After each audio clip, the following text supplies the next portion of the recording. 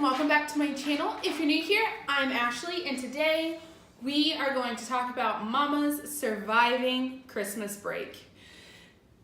Y'all, it's here. And let me tell you, I love Christmas. It is one of my very favorite times of the year. I love being with family and I love just the holly jolliness of it all. But if you do not know, I have 3 boys, which means in reality, I have 9 kids. And my first boy is 6 years old, my second is 4, and my third is 1, almost 2. And he's probably, 14 kids in 1. So having them all here in the cold is a lot to handle, I guess you could say. So I have come up with a plan of attack for this Christmas break that I thought that I would share with you. So it's really, each one of my children are not crazy on their own, except my last one, Jasper. He's the 1-year-old, and he is into everything. And when I say everything, I mean everything. So we have baby-proofed, we have put gates up, and that kid, I'm pretty sure, is or works for Boss Baby's company because he can get around the baby-proofing. So I'm constantly running after him. So he always has to stay busy. So that means not a lot of time for me to do anything that I need to get done. If you could see what is behind you right now, you would be highly ashamed of me. But what are you gonna do? So my plan of attack is as follows. Number 1, we are staying on our routine, which means we will be waking up at the same time. Everybody will be getting dressed like they always do, brushing their teeth, washing their faces, getting their hair done, eating breakfast. We will be doing this same routine as we normally do during the school year. And that is for a few reasons. Number 1, so I do not have to transition everybody back when break is over.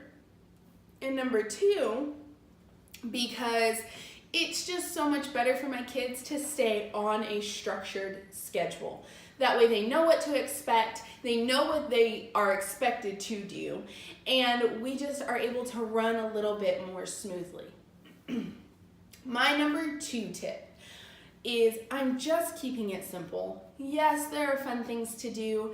Yes, there is a bunch of activities and gingerbread and baking and all of these things that I can do with my kids, but we are just going to pick one main activity a day to do, whether that is to have a pajama party or Friday, because Joshua has been sick for the last, about 4 days, but the last 2 school days. So he's missing his Christmas party. We are going to recreate his Christmas party on Friday. So that way he doesn't miss his Christmas party, and that is our one activity that is planned. So we're going to do a Polar Express day where we're gonna make cookies, and we're gonna watch the Polar Express and drink hot chocolate, and it's gonna be so much fun. And it works out because this weekend my kids do not go to my mom's house, so we're able to enjoy having that with Dad and all of that fun stuff. Something else to keep in mind is, for me, grocery shopping is an event.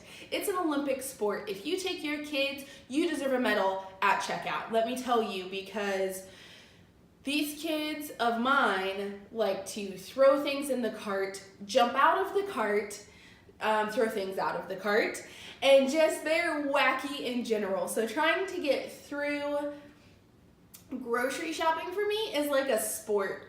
100%. It is a sporting event. So on Thursday, that is my plan, is to grocery shop. So y'all pray for me, but that's the plan. So I'm just keeping it simple, and finding inexpensive things to do around town is also something that's very important to do. We have an indoor park in a town right next to ours, so it's kind of the same, but it's called something different. And it's only $4 for each kid to get in, and I think Jasper may even be less or free. So we go, and it's like a 2-story indoor park that they can play at. They can do whatever it is that they need to do to get all their energy out, pack a picnic lunch, come home, take a nap, and then do our afternoon routine, wait for daddy to get home, and just enjoy time as a family with it being colder. So that is something else that I am looking forward to do, and utilizing my library, because story times and their play area, and they have like a whole music fun thing that they do, is very important for us to keep them active. Number 3 is I am going to make sure to take care of myself during Christmas break. You can get so frazzled going to this party, to that party, church events, school events, appointments that you want to do, whatever it might be, you lose track of yourself. So I have vowed to get up, get dressed, put my makeup on, do a devotional or listen to it while I'm like getting ready. I feel like I'm saying a lot, you guys. I'm really sorry. I'm working on that. But doing a devotional on Right Now Media, which is something that my church offers. It's an app that most large churches pay for their congregation. If you're interested in something like that, then you can always log in with your church name. So I'm going to be listening to that, making my breakfast, making sure to drink my coffee, and taking vitamins and all of that. Number 4 is during this break, I have vowed not to do any major project, because I heard it said best. And it was like Thanksgiving just kind of slaps you in the back of the head and you stumble through to Christmas. And that is so true, you guys. I'm stumbling, I'm tripping, I'm falling. If you know Jackson, I am Jacksoning, because this is like, it's just a flurry and a whirlwind. I feel like I'm in a snow globe and somebody's just like shaking it. So I'm not going to do any projects. I'm not going to really declutter anything. I'm not going to deep clean anything. I'm not going to be purging. I'm not going to be organizing. Nothing. I'm going to be doing none of that. I'm not going to be painting. My laundry room still needs painted, and I'm not doing any of that. I'm keeping this schedule open. So I will not be taking on any projects this Christmas break, and I will be waiting until everybody goes back to school, because I have 2 kids in school. Jackson is only in school 4 hours a week, but 4 hours is a lot when you get that amount of time throughout the week of freedom, and then you gotta, like, it gets ripped away. Somebody just rips the Band-Aid off one day.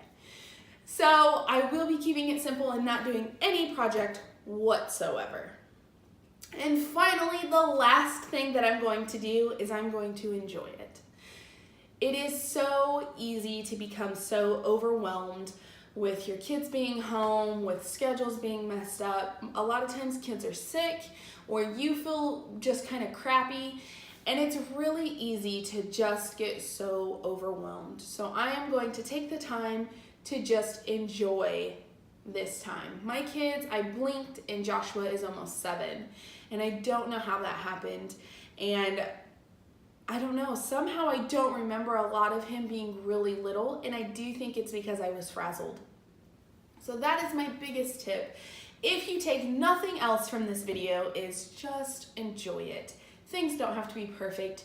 Your kids don't care if you can't post your house on Pinterest. They don't care if you don't put a decoration out, or if you don't make that recipe. They don't care. They just love you. They want to be with you. This time of year is magical. Just enjoy it.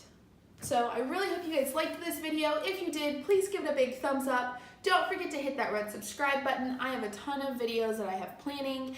I feel like I haven't been posting enough, and I haven't. I know that I haven't. So I have a ton of videos planned for throughout the year, and then coming up leading to the beginning of the year.